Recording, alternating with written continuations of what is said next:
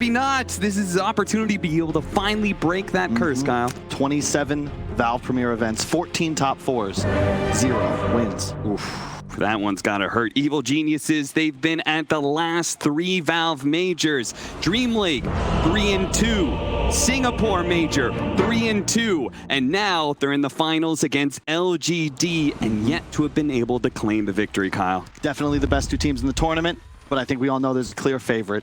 It's PSG.LGD. Oh, the God. Undisputed best team here at the UniMajor. I'll go so far as to guarantee they're going to take this dub. I'd like to take a moment to apologize to the Chinese fans who are watching this broadcast. We can't control Kyle. It just is what it is. So I guess it's going to be the Kyle curse versus the Arteezy curse. Which one of these two is going to be stronger? And you know, Kyle, I was actually talking to Jack earlier. Jack, KBBQ, our insider in the Chinese scene. And he described Ame is, in the Chinese scene, he's got a little bit of Artur vibes. And you can get it, right? The last 3 TIs he's been at. 2nd, 4th, 3rd.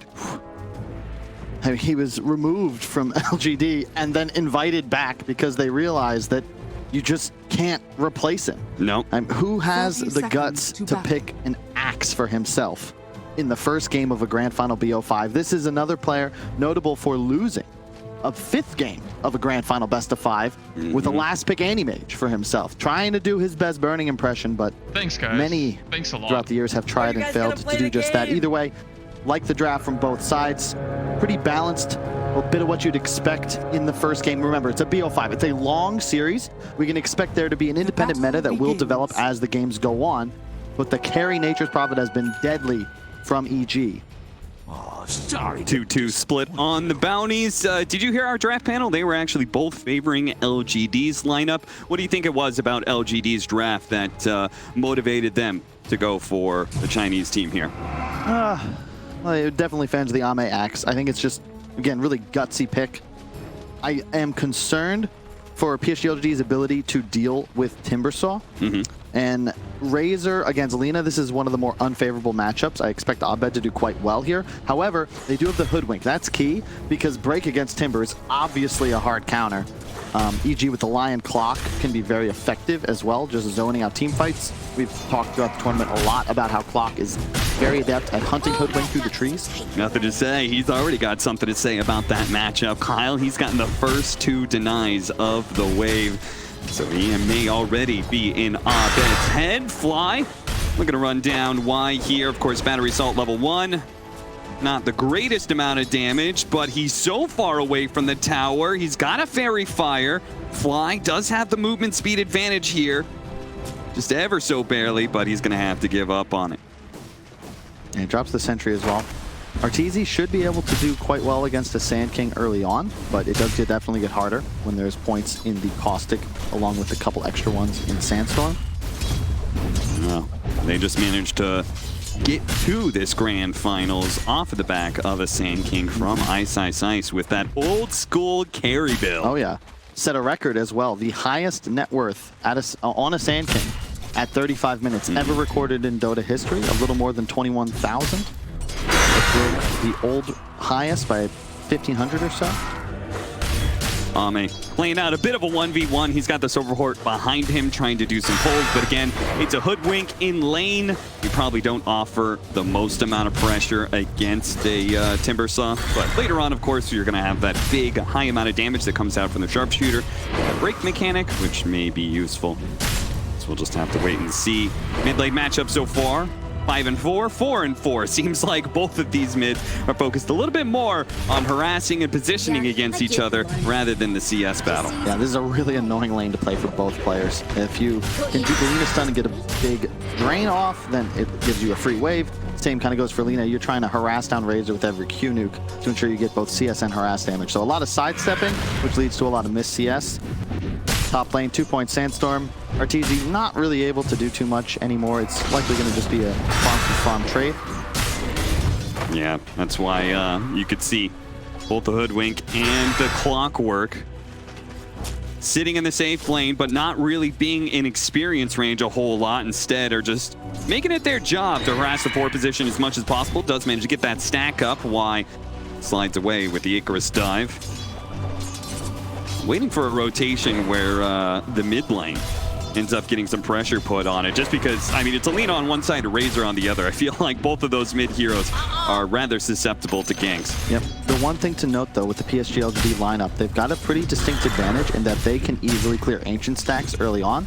Ame rushing the Vanguard. You can already see the Phoenix looking to get those stacks up now. EG, you can clear them with a Prophet, but you can't do stacks. So every one of those Ancients up is basically an extra creep wave just being held in reserve for Ame, and we've seen him go off. This might be a game he wants to get an early blink. We could see him do what he did earlier in the group stage with just Vanguard, Manta. Start farming waves, shoving at all times, and if you have waves shoved, it's a lot harder to play Furion. You just don't have the information then to make moves with your support duo who are going to look to play off map. Trying to secure the water runes here. Nothing to say is already in position though. So Shinkyu, his presence is... We missed that one. Not needed. Fly gonna hold out on the other one, but never mind. Why? Sneaky, sneaky. Dives through it, grabs the water rune before Fly is none the wiser. Crit. Caught here, has to turn around Hex. Does have Tranquil Boots, so as long as he doesn't die here, he'll be able to still play the lane pretty easily. It's funny, but it's just these safe lane, both sides have these cores that are so strong that the supports don't really have much of a game besides just focusing on the opposing support. I mean, it's hard to be able to walk into a Sand King Sandstorm, and it's not like the Nature's Prophet provides any nukes in himself. He's going to be fine in lane, though, just farming up. And same thing with Axe. I mean, what are you supposed to do to pressure this guy? Yeah.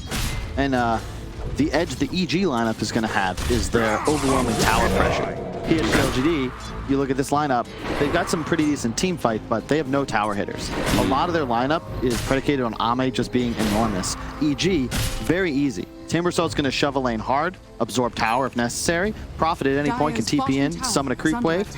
Two supports that love to set up for kills, and that's a, was that a triple or a quad? He's getting the hard camp successfully, but he's missed the Ancients twice. Big stack. He's got 4 different ones, so that's a triple and a double on the Ancients.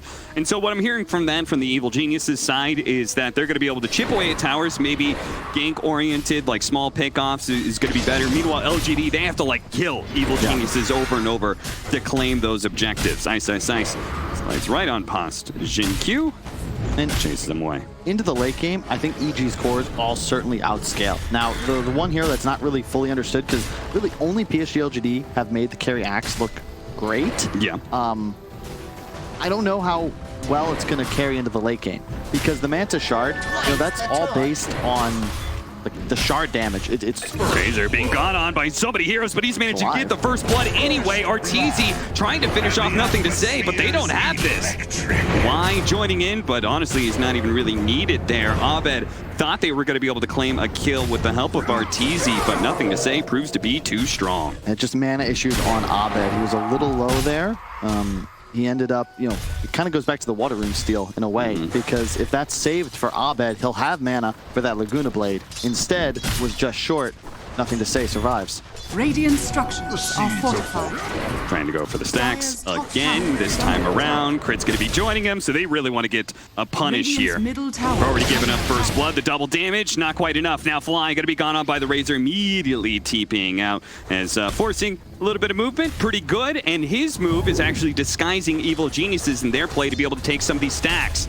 Takes about half of the smaller creeps there, and it looks like one of the big ones from Abed's nuke. A lot of games in this tournament, I wondered if I was actually secretly watching a StarCraft reboot, because the macro game has been so important. You don't see teams making moves to destroy enemy structures, but rather just handle their mineral collections in the form of these creep stacks. And big economy gain, right? Exactly. So like that's what we're focusing on, ruining LGD's economy, trying to get something for your own.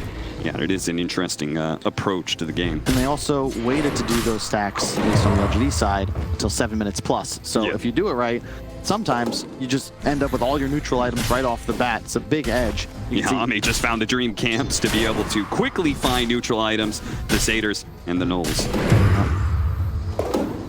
Cane Ring, one of my favorites. Fairy's Trinket to Abed, he'll be very happy with that.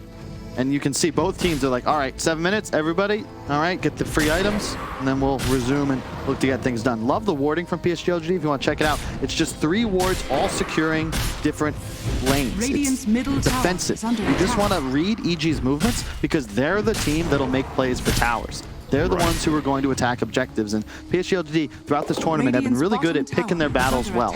They will let specifically this tier 1 safe lane go if they don't feel like they're in a position to deal with it. Yeah, I mean, anywhere that this lion goes, right, it's not just a lion. It's probably an RTZ teleport in with the Nature's Prophet. So they really have to be aware of where these supports are going to be moving around. Ice clearing out all the trees here. Jinkyu, he's going to make sure he's nowhere in range of collecting the experience of this gigantic creep wave. He's currently under tower. He's currently taking the tier 1 tower, and does look like you're right, Kyle. They're not going to fight for it. Makes sense. Fighting against Timbersaw at this point in the game seems a little bit ambitious. Yep. Is under attack. Dudes, I love Ice on these farming cores. I think a big shift from EG is, even when he's playing the Terrorblade, yeah, obviously a bit more priority is going to be given on Tor, but when he's on the Prophet, Ice gets his time to shine. You know, he's going to get a lot more space, and he's going to get huge. What does Ame have queued up? It's the straight He's gone Manta straight rush. to the Manta after the Vanguard. Yep. As is per usual for the Chinese axes. It's a big reason why LGD managed to make it look the best coming from the region that created this. I was thinking maybe he waits for the blink. Like we've seen this before. Yeah. They will have issues trying to make plays, but I think he's got the right read where for them to win this game, they need a crazy sick timing at his shard. And that's what they're going to need to then use to get a game-winning advantage because the EG lineup will outscale past that. Shard and spin damage does not scale. Sprout doesn't work against the Hoodwink. Scurries right through those trees. Now scouted out, but EG, will they be able to pressure? In early tier 2, very important because of the denial of the outpost. Start grinding out an XP lead.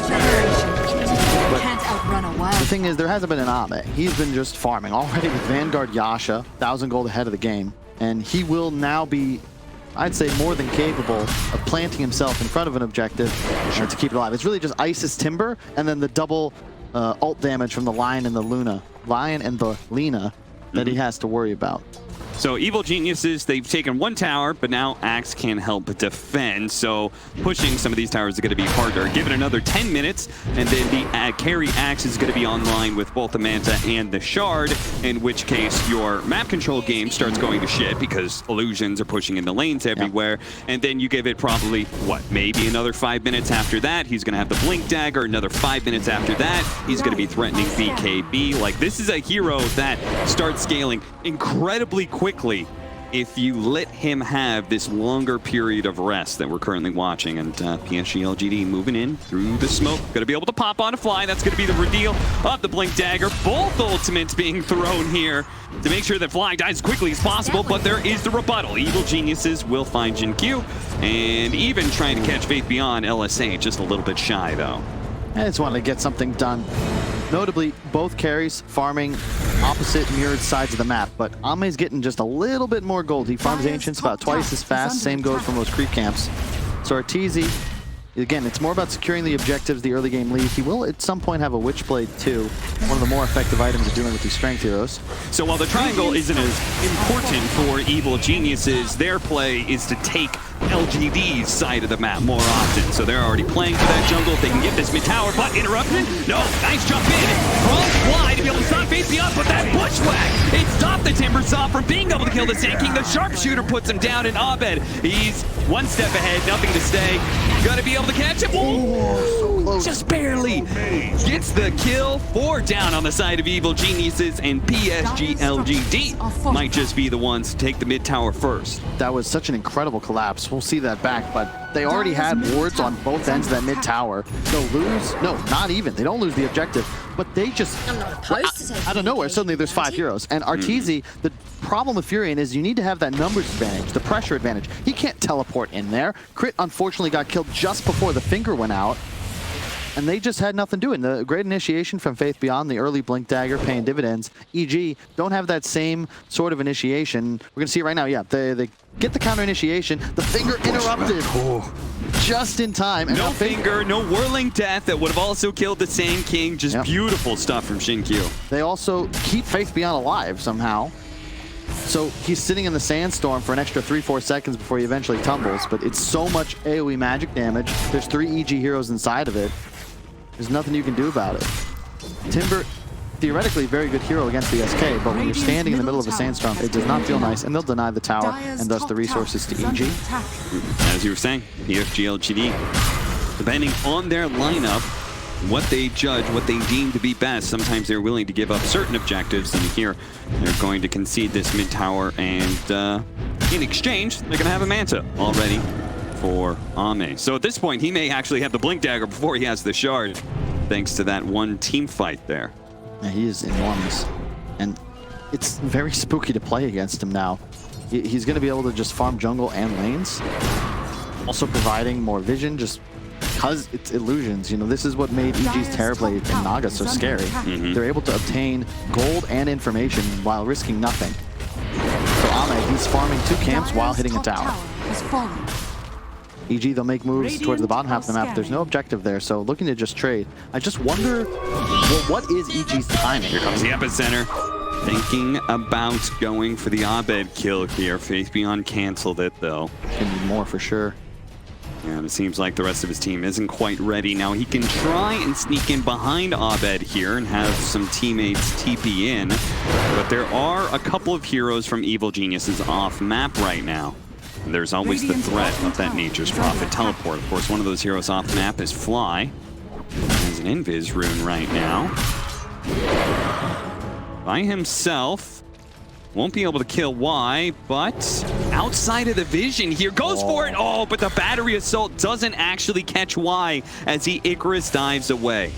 That was so sick. The Spidey senses, drops the sentry, sees the Invis clock, but he'll also catch that ward on the outpost and then retreats safely to his own triangle and gets the Ancient stack. The boy's a beast.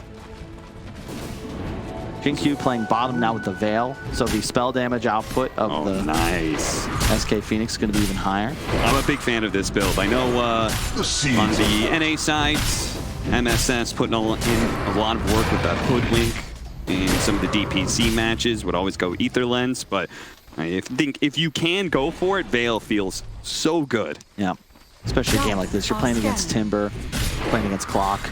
Yeah. You don't see Furion with the BKB until 3rd item, typically. Again, love the PSG.LGD wards. Just fully defensive. 4 sentries, 2 wards in their own woods. They know that that's the area of the map EG is likely to try to make their next big move in. But instead, they're going to smoke behind ice. Has the hood. Pretty tanky. But who do you really go for is the question. Nothing to say. Not the target. It feels like in some ways, why? He's broken smoke. Fly's going to drop a ward. Okay, he's going to be caught here inside of his own cogs, unable to get out. Is there a hook shot available? Oh no, Abed! He moved and Fly misses the hook to save his own life. 7-2 now, as LGD seem to be countering every Evil Genius's move. That is aggressive. It's interesting because EG, they went for more of a mid-game tempo lineup, right? And we've seen them play the Furion. Yeah, Arteezy eventually can out-carry. We saw him beat a Luna, but it kind of relies on that early game lead, and PSG.LGD, they're just kind of matching them. And EG, because of this investment, I don't think that they necessarily will like hard outscale in this game. It's not like they have a Spectre or a TB that eventually just gives them a win.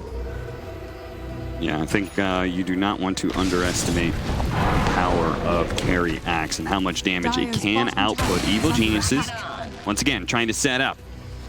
Fly, not having the hook shot from that missed play earlier, does close the gap here on Ame, gets inside the cogs. No one's really close. Faith Beyond is going to jump onto that immediately. And in a way, Fly, did he just willingly sacrifice himself to get something out of LGD? Because nobody was following him on that one. They all gave up a long time ago. It's quite possible. I mean, he did force a pretty big rotation. Up to our viewers, I guess, to determine if that's value or not. But he did get the Effie, and that was very far into the PSG.LGD side of the map. His team, of course, on EG playing opposite corners. Abed, he really needs to finish the BKB, just going to be the recipe away. Arteezy, he's building for that next as well, at least if you track his last few games on the Prophet. Ice going for the song. Kaya, no, they're going to smoke up again. We'll see what happens. They'd love to find Ame. He has the shard queued up. He'll be able to buy it as soon as we hit 20 minutes. If you're just tuning in, been away from Dota for a while, but saw once again EG was in a final. Shard gives Axe attack spins, more attack speed, and a better proc chance. So you pop Manta, all those illusions spin independently. They have the different ICD, and it's a ton of damage. A whole lot. You want to explain ICD? Internal cooldown? Yes, internal cooldown. Abilities sometimes have internal cooldowns to make sure that you don't actually, have a billion attack speed and permabash somebody, for an example. Nether Shawl for the Axe as well. I feel like he probably would take that one in hand. No, actually. Keeping the ring, he needs the mana regen for his Manta constantly being spammed out. I don't know, Evil Geniuses, I feel like they are trying to make moves and aren't connecting anywhere, but at the same time, they also don't seem too concerned about it. Yeah. I think both teams kind of have the same read on the game, in a way. Just, okay, we're fine with this bottom. It might be a Dead Faith Beyond. Yeah. Big pickup, they can get it. Double ultimates there from Crit and Abed. Finger of Death and Laguna Blade is certainly enough to kill most of the offlaners in the game, and Faith Beyond is no exception. Yeah, there's been a lot of discussion in the green room. Fog specifically talking about how burst damage just feels incredibly strong. Sustained DPS hard to come by, but you can't really ask for more burst from a combo. Yeah. With the two highest damage ultimates in the game just able to go pop. Running those Manta illusions into the jungle. Call onto the Timbersaw, Bushwhack follow-up. Nothing else behind this, though. They're gonna chill out, not go for the Timbersaw. Again, it seems like PSG.LGD perfectly content with the state of the game and only really maneuvering to try and counter Evil Genius's movements. Other than that, farming. They're going to hit a big timing sometime soon. Is nothing to say. He's already got his BKB, and if pushed forward from Faith Beyond, going to be able to deny the Abed TP. They're going to catch Crit as well. Instant Cooling Blade with that movement speed buff. They might be able to catch more.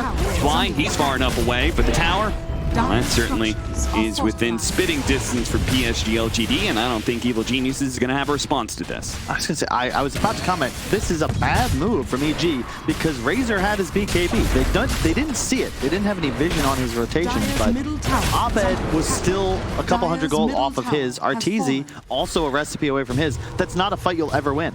Nothing to say, it's just going to pop BKB. Faith Beyond with a great blink stun. Like, we talked about Lina's issues before. 9 armor, less than 2k HP, very squishy at this phase of the game. And that gives away the free Roche. Is the shard up?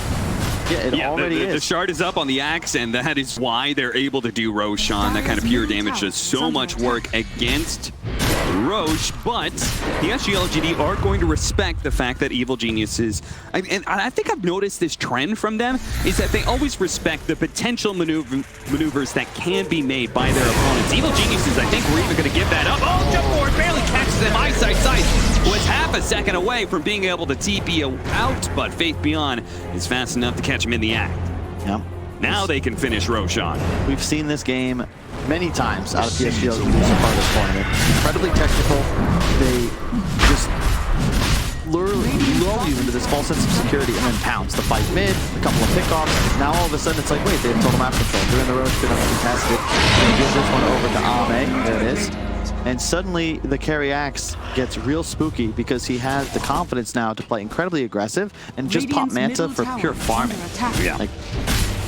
Yeah, very soon I think we'll have to see if they wait out for a full BKB for Ame and really solidify having a gigantic power spike, or if they try and use this Aegis a little bit earlier. But either way, in the next coming minutes, you're going to see LGD playing on Evil Geniuses' side of the map heavily if they can. Now, Evil Geniuses still have this big split push opportunity. They're going to be able to jump forward and catch Arteezy. He's dead.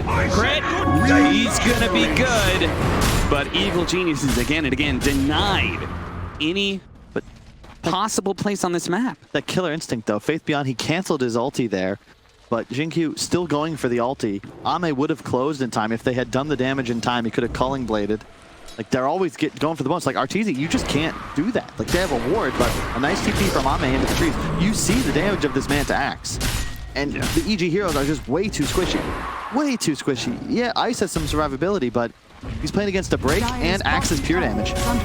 Bushwhack holding in the Timbersaw. They don't have the sharpshooter. Ice trying to timber chain far enough away. Hook shot and a Cogs to be able to keep nothing to say back. So they will not be able to chase down this Timbersaw, but they take quite a hefty amount of damage. They're going to be able to continue hitting this bottom tier 1 tower while taking over the triangle of Evil Geniuses. Once again, EG going to look for a movement here. Crit jumping forward with his Blink Dagger, trying to get a Hex or something, but Fate Beyond, he managed to get out of that one, and Crit just suicided into, the long-range sharpshooter catches the Lina, slowing him down. Self-Fuel pulls down the call, follow-up, he may have got the BKB up, but look at the pure damage raining in from Ame.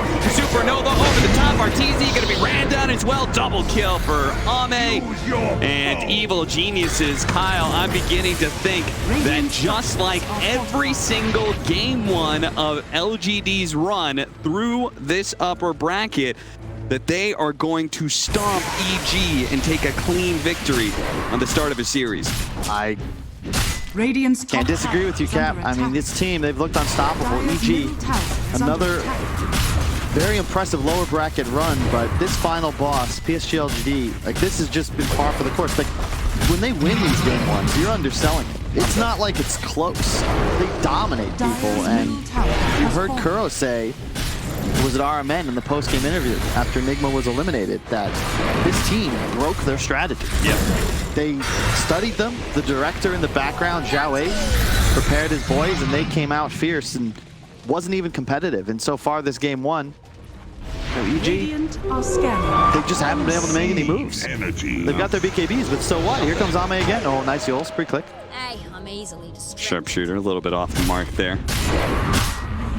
Nothing to say with the Invis rune, is going to keep scouting to see if anybody gets close to trying to defend this tier 2, but it seems pretty clear the Evil Geniuses are doing whatever they can to fight away from PSG.LGD at this point. Everybody else is on the other side of the map.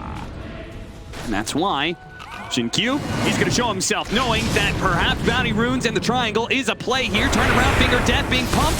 Crit thinks maybe they have it with Arteezy, but no, Q, a long-range hook shot. Doesn't manage to catch him, and he caught Y inside of that one as well. Double kill for Fly, but that's the only good bit of news for Evil Geniuses, since Ame is running down Arteezy, trapped by the Sprout. He's not going to be able to catch him. A TP out from Artur. He resets the team fight. Ame looks, but indeed, Arteezy magicianed himself away back to the fountain.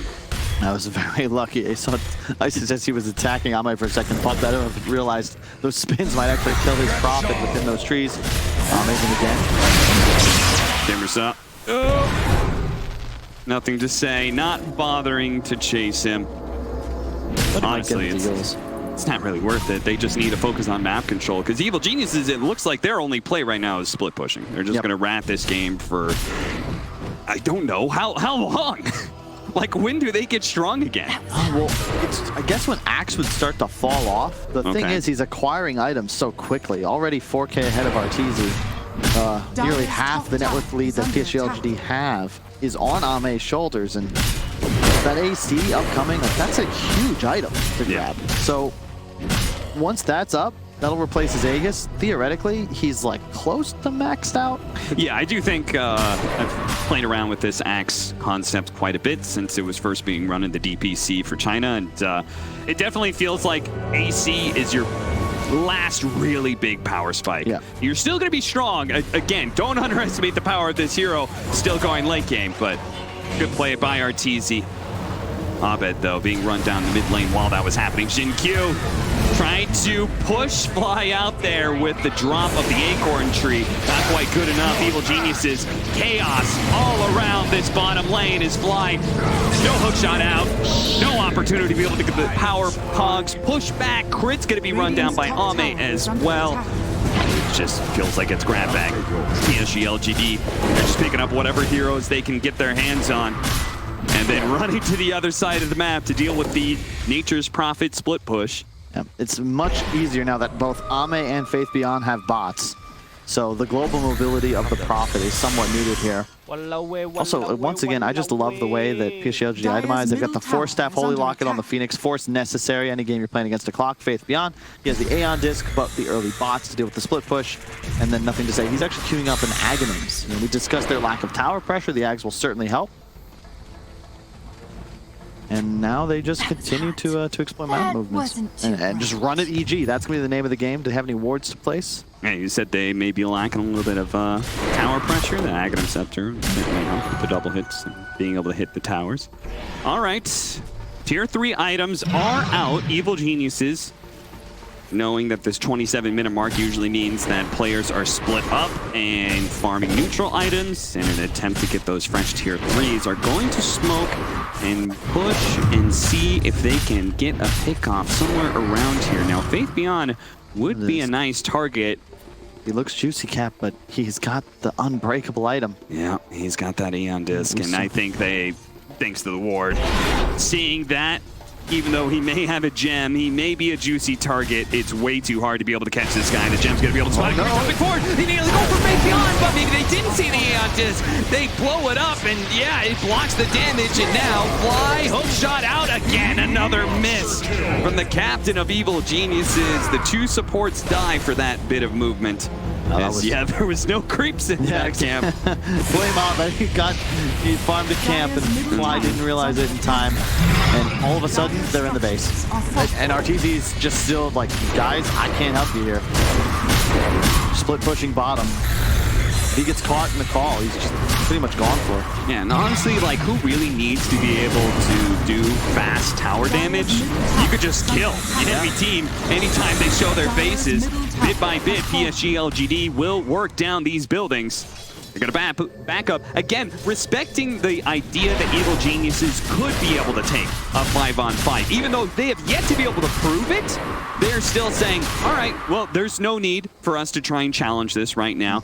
Let's let the supports come back up. Let's just do the same thing that we've been doing. Let's get to map control again. They're going to get desperate, and eventually we're going to stomp out those rats. It's just like, look how much Ame farmed, right? He just cleared 3 waves bottom, an extra one with the illusion included, the whole jungle, and his bots, like, he still has 9 seconds on the TP, like 30 seconds, he's clearing an entire half of the map and shoving our Tor away from the tier 2, and now he can just rejoin his team. So they gained about 1,000 gold and more advantage in just that like 1-minute retreat. So yeah, there's no need to try and threaten high ground. All EG has to get back into this is a big team fight. They have their BKBs, and it is still possible for them to kill off the support duo. You could theoretically find nothing to say.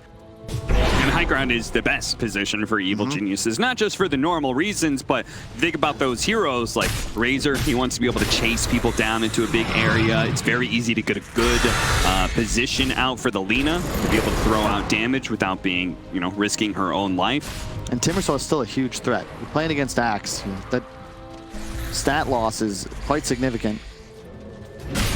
So no real rush though for PSG.LGD. We got Roche coming up in 1 minute 15. Expect them to get some map control and look to make a play around that. The Shard Roche is a big one. PG, gotta be cautious. Crit looking to break the smoke, as is Abed. They're gonna move left. Word on the high ground. Evil Geniuses don't see it, and as a result, RTZ not even bothering to pop the BKB because he knows the physical damage is going to be too much. It's a tough one for the Nature's Prophet. 0, 3, and 4 on our tour, but looking around his team, it's actually not a bad score under the circumstances. His support duo. Oh, look at that. That's what I love to see. The carry axe. Thanks, guys. You think to yourself, it can't be that big of a deal. He calls you, he pops Manta. All of a sudden, they're all 3 spinning constantly, and your health, it just plummets. Yeah, the right clicks of the illusions are no joke either. You consider he's got Orb of Destruction, neutral, -4 armor, -5 from the AC. Lina only has 11, and that's just a free rack. They got kills on 2 cores and 2 side lanes, then take mid racks. Just utter domination around the map by PSG.LGD. I don't know what you do if you're EG here. Pretty sure you call GG. Yes, if Lacoste were, he would say that exactly. Enter, G, enter once again. They're really just isn't much left to do. Game plan a bit better, come back stronger. You get 15 minutes. Game 2, maybe a different game plan, maybe a different hero. Maybe ban Axe. It does seem quite powerful, uniquely in PSG.LGD's hands when you consider Faith Beyond. He'll happily play it as an offlaner, but they can so easily shift it to carry on their last pick. Yeah, absolutely. And they just went all in on this power spike around 20 minutes, but maybe that's made team fight one to we had a do-over EG, perhaps you just don't take that. Because that really felt like the moment PSG.LGD obtained all momentum. One last fight perhaps, broke up. They have to be able to take this fight. They have to be able to go for it. Hook shot on into the pit. But the two supports are going to start this team fight in the fountain. They're going to have to TP back in on Sharpshooter. Manage to nail RKD up and all in to be able to grab it. He does manage to grab the Aegis. He's going to be coming back soon, but it's going to be under the effect of an exploding sun, as sure enough, he is immediately stunned up. Arteezy turns around, kills Faith Beyond, perhaps not even that. PSG.LGD deny everything from Evil Geniuses. Game 1, they thoroughly work the North American squad. I